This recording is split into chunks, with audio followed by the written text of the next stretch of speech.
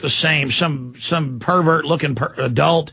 And then because you'd be in a 2-man team, and I was with the older guy who knew about it. He goes, "Oh, this is some foster parent house." And I'm not attacking all foster parents, folks, but I saw what it is. It's lazy potheads or alcoholics that get 4 or 5 kids, and that's their business, is they warehouse them, and they're always getting caught killing them or locking them up or giving them 1 hot dog a day, bread and water, because they want all that money for their drug habit. And that's why I've seen statistics of foster parents being 5 times more likely to abuse children than any other group. You're exactly right. The children are much more likely to be abused in foster care than at home with their own parents. The beginning of this journey for me began with a grandmother who was trying to get her 2 granddaughters in one of the counties in my district. The Child Protective Services had removed the 2 little girls from their mother, who was very young, and they based it on the fact that there was an unopened can of beer in the front of her car. They took these 2 little girls over to an adjoining county, put them in foster home over there where they had 18 children, all kinds of little rooms downstairs in the lower level of this home. And one of the caseworkers in that county was a pedophile. Of course. Who lived in that home and regularly sexually molested the children who were in the foster care. Ugh. When this came up in court, I went to court with this grandmother and sat in the back of the courtroom. And we had a good attorney that day who pulled the walls down, who cross-examined one of the older children in this foster home, and she admitted that there was an inappropriate relationship between the foster mother and the caseworker. And then it got a little worse, and then the juvenile court judge got all nervous and said, "Counsel, meet me in my chambers," and they went out and stayed 5 minutes and came back, and our attorney just looked at us and out loud said, "It's nothing but legal kidnapping. That's all it is, legal kidnapping." But let me tell you what happened. Did they get the child back? We pressed, it's called DFACS in Georgia, and we pressed and pressed and pressed. The judge said those children will be removed within a week. Well, a week was gone, 10 days was gone, the children were still there. We kept leaning on them to get those children out of there. And out of the blue, someone called this grandmother in Florida to tell her that they were bringing the children from Georgia to the state line. Would she drive up to pick them up? She, of course, said she would be there. She got the children.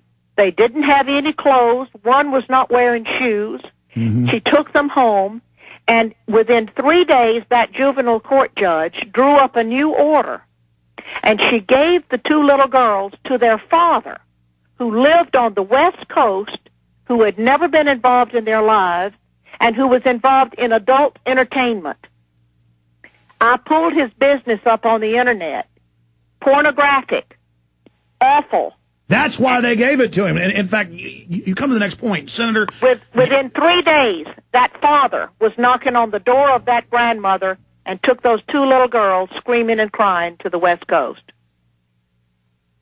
Well, it's better than that in that death pit down there in that house with all those little kids. Now, right. Now, for those that don't know, I found out about this because I walked into these pits, and I probably only saw that summer 7 or 8 of them, but I mean they were all the same. That's horrible. And literally they're hell pits.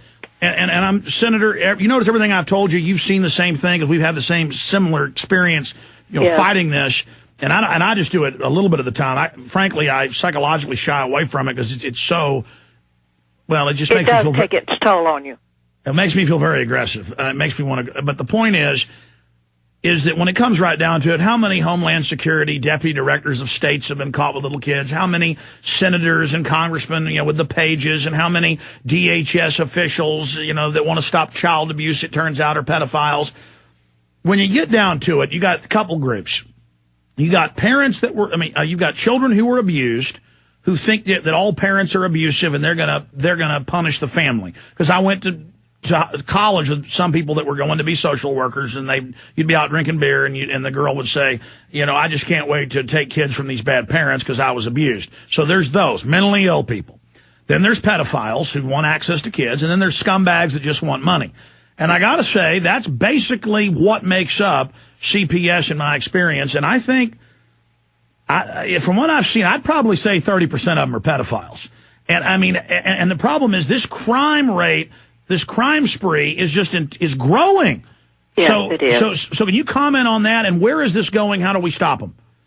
Well, I would say that there are definitely pedophiles in the system. There's no question about that, because we know where there's children, there are pedophiles. They're in schools and they're in churches and they're everywhere where they can get their hands on children. So we know that that's true.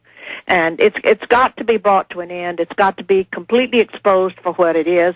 And in my opinion, it needs to completely be dissolved. I don't see any good left in Child Protective Services. As far as picking up a child that's being totally abused, the police could do that just as well as Child Protective Services. And then you have due process. And exactly. We'll take Texas. Did you hear about the Texas Youth Commission? I don't know. I mean, there's so many crimes. I'm not knocking you if you haven't. You're not talking about all those children in Texas that were picked up at one time. No, that was with that Mormon sect. Right. Did you hear about how the child jails and the child facilities had organized pornographic rings and like big rape parties for the children, and the state police found out about it and then weren't allowed to stop it, and now they forced the director out because he did the right thing? I have heard about that in other states, but I have not heard about what happened in Texas, no. Okay, well, here in Texas, it came out that every major facility was doing stuff that people wouldn't even believe. You can read it in the mainstream news. Now, they used that to pass a law for more money for the agencies. I'm sure you heard about Florida, where it turned out the directors were pedophiles and 3,000 kids were missing and all that. What did they get? More money, more power. The incredible thing is, the worse they get, the more money and power they get. It appears that way. It appears that way. But all of it is based on money, and that's where it's going to have to be cut off. The federal incentives have got to be cut off and be removed on a federal level in order to get this stopped. And that's where we go now in the closing minutes we have left in this interview, Senator. And again, we can only commend you and pray for you in this fight and then politically going after you. Solutions. But before we hit that, I wanted to finish up. Specific orders for specific children that look a specific way. I mean, you've now saying you've discovered that. Right. We have discovered that. We haven't discovered it in every state, but we've discovered it in many states, and we have so many families calling that are absolutely delirious. They are so desperate. They do not know where to turn, and actually, they have no place to turn for help. And, of course, parents, the poorer the families are, those are the ones who are targeted because they don't have the wherewithal to fight the system or hire an attorney. And they are just caught up in it, and many of them are because their children are blue-eyed or blonde or exactly what someone wants, and those families are targeted. So it is just heartbreaking as to what is going on and what we've got to do in order to bring this to an end. Have you ever heard about what the former head FBI agent in Southern California discovered about the CPS, even in the 80s? They have public auctions, closed auctions in Las Vegas with the kids on the block. These people. Well, man. We have some states now that put the children on the internet, and you can just go through their pictures and choose the one you want. See how pure evil's just right out in the open now, like it's no big deal. And then there are some children that even if you might like to, if a really good person who is really trying to help a child will choose that child, oftentimes then they refuse to let these parents have the child. So if your motives are pure as the driven snow, and you're trying to really help get a child out of that system and give them a new life, oftentimes they won't let the child go. No, they want client houses where they warehouse the kids, a lot of times locked up, and they've ruled, they can legally lock them up and stuff in these little cages.